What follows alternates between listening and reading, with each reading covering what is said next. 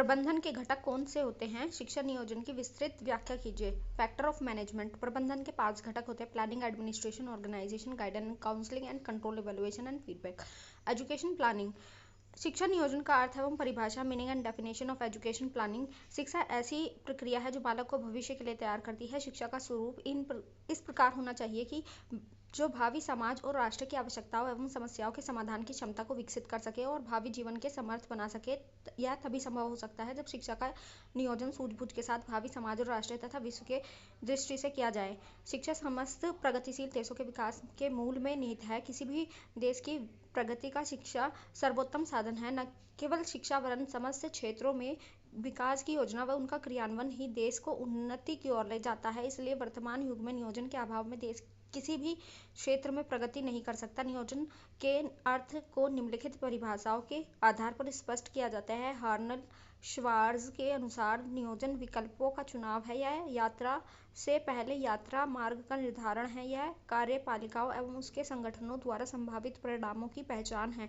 Oxford शब्दकोश Oxford English dictionary के अनुसार नियोजन का आशय उन कार्यों की रूपरेखा है जिनका कार्य किया जाना है। Planning is design some action to be done beforehand. Philips के अनुसार नियोजन का अर्थ साधन एवं साध्य के बीच अग्रिम क्रियान्वयन के निर्धारण से है। Planning is the process of setting out in advance a pattern of action to bring about overall national policies by the closest possible articulation of means and end।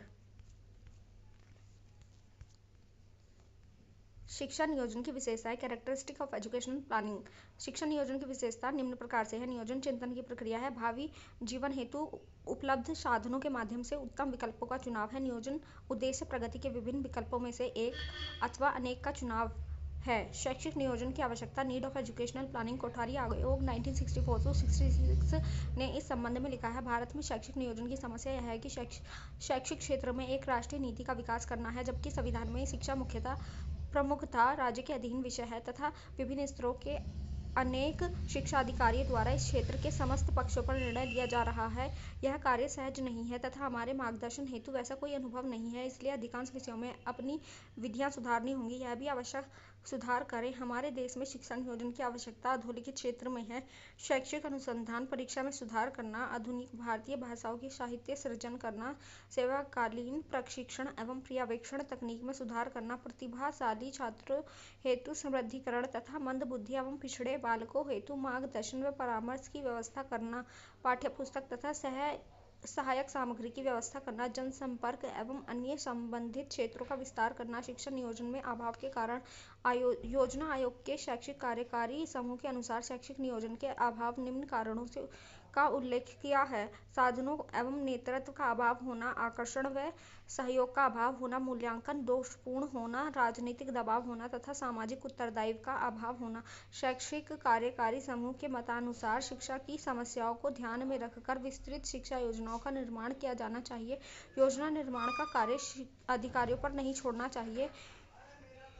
इस हेतु यह नितांत आवश्यक है कि शिक्षा मंत्रालय एवं योजना आयोग के मध्य सामंजस्य हो। शैक्षिक कार्यकारी दल ने शिक्षक नियोजन की सफलता हेतु निम्नलिखित सुझाव दिए हैं। शिक्षा की व्यापक योजना का निर्माण किया जाए और योजना बनाते समय उसके लक्ष्य, स्रोतों, साधनों की भी सुनिश्चित व्यवस्था की जाए। योजना की प्रक्रिया का आधार विस्तृत होना चाहिए और इस आधार पर केंद्रीयकरण एवं विकेंद्रीकरण के बीच समन्वय स्थापित किया जाए। संस्था योजना की सबसे छोटी इकाई है अतः प्रत्येक विद्यालय में शैक्षिक स्तर को बनाए रखने हेतु संस्थागत योजना का निर्माण किया जाए। क्या उत्तर प्रदेश में शैक्षिक नियोजन? उत्तर प्रदेश में एकता के आधार पर विस्तृत शिक्षा योजना का निर्माण किया जाना चाहिए क्योंकि यह भारत का सबसे बड़ा प्रदेश है। उत्तर प्रदेश में निम्नलिखित आधारों पर विस्तृत एवं संस्थागत शैक्षिक योजनाओं का निर्माण किया जा सकता है। प्रत्येक विद्यालय अपने विकास हेतु पंचवर्षीय शैक्षिक योजना का निर्माण करे जिससे इनके अनुदान पर विचार विमर्श किया जा सके। पंचवर्षीय शिक्षा योजना के संदर्भ में ही निरीक्षण किया जाए।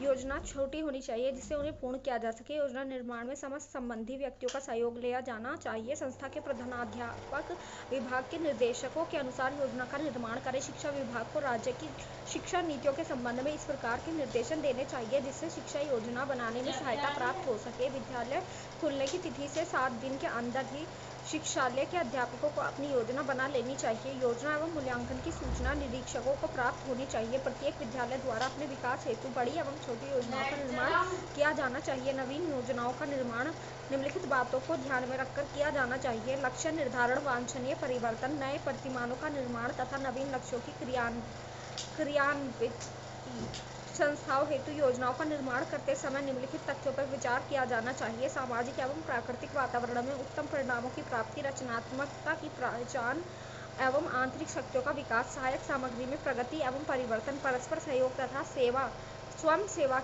व आत्म उपलब्धि का अभ्यास, प्रतिभा का विकास एवं साधनों का अधिकाधिक उपयोग। निम्नलिखित बातों पर संस्थागत योजना की सफलता निर्भर करती है। पैनल इंस्पेक्शन को लागू किया जाए, विद्यार्थियों को योजना का निर्माण करने एवं उसे लागू करने के अवसर प्रदान किए जाए, सहयोग संवाद की स्थापना विद्यालय संगम के माध्यम से की जाए, अध्यापक विद्यालय योजनाओं का नेतृत्व करें, विद्यालय द्वारा अपने विकास के साधन स्वयं ही हटाए जाने चाहिए, विश्वविद्यालय एवं महाविद्यालय द्वारा एकेडमिक प्लानिंग बोर्ड का गठन किया जाए। उपरोक्त वर्णन के अनुसार हम ये कह सकते हैं कि शिक्षा नियोजन पर भले ही शिक्षा का विकास निर्भर करता है।